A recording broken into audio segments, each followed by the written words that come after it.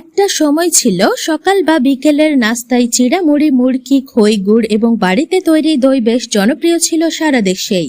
বিশেষ কোনো উৎসব বা পার্বণে দই চিড়ার বিকল্পই ছিল না। সময় গড়ানোর সাথে সাথে মানুষের অর্থনৈতিক সচ্ছলতা যেমন এসেছে, সাথে সাথে খাবারেও এসেছে ভিন্নতা। বিলুপ্তির পথে পা বাড়ানো সেই দই চিড়া মুড়ি পুনরায় বাজারে বিক্রি করে রীতিমতো তাক লাগিয়ে দিয়েছেন পঞ্চগড়ের বোদা উপজেলার ভীমপুকুর বাজারের আনারুল রেজিনা দম্পতি।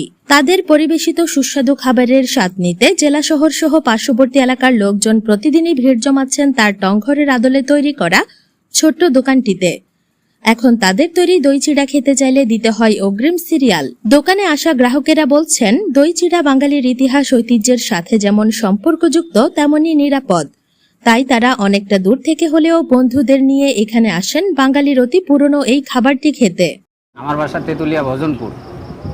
শুনছি এখানে দই চিড়া ভালো, আসলাম, খাচ্ছি, খুব ভালো লাগতেছে। আমার বাসা হলো চন্দনবাড়ি।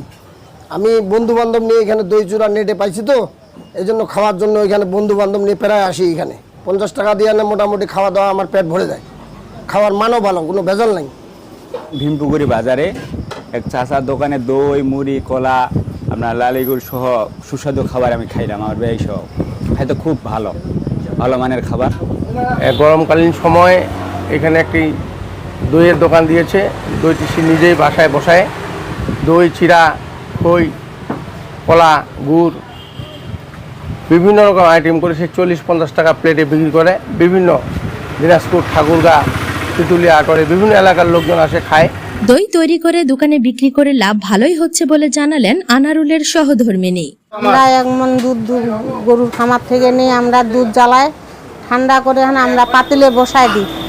বসাই দেওয়ার পরে আমরা ভালোভাবে পরিশ্রম করে ভালোভাবে আমরা ঢাকা দিয়ে রাখে যাই। রাত্রে রাখে যায়। আমরা সকালে 8টার সময় আসে দোকান খুলি। বিভিন্ন জায়গা থেকে লোকজন আসে, খায়, যায়, মহিলা পুরুষ ভাই আসে। আর বিক্রেতা আনারুল ইসলাম বলেছেন, বাঙালির অতি প্রাচীন খাবারটি গ্রাহকদের কাছে ফিরিয়ে দিয়ে তিনি যেমন লাভবান হচ্ছেন, তেমনি প্রতিদিনই বাড়ছে নতুন নতুন গ্রাহক সংখ্যা। এটা আল্লাহর মধ্যে ভালো চলে। হ্যাঁ, পঞ্চগড় থেকে 20 জন অর্ডার দিয়েছে। ওরা আজকে রাত 10টার দিকে আসবে খাওয়ার জন্য। আর গতকাল বাজার থেকে 30 জন ঘুরে গেছে, দই চিড়া পায়নি। ওরাও আজকে আসবে খাওয়ার জন্য। কথায় বলে, পুরনো চাল ভাতে বাড়ে। সেই চিরন্তন সত্য কথাটি পুনরায় প্রমাণ করলেন আনারুল। বাজারে আসা চটকদার খাবারের ভিড়ে গ্রাহকদের পুরনো বাঙালি খাবার পরিবেশন করে তিনি যেমন খুঁজে পেয়েছেন সচ্ছলতার মুখ, তেমনি নিরাপদ খাবার খেয়ে মুগ্ধ হচ্ছেন গ্রাহকরা।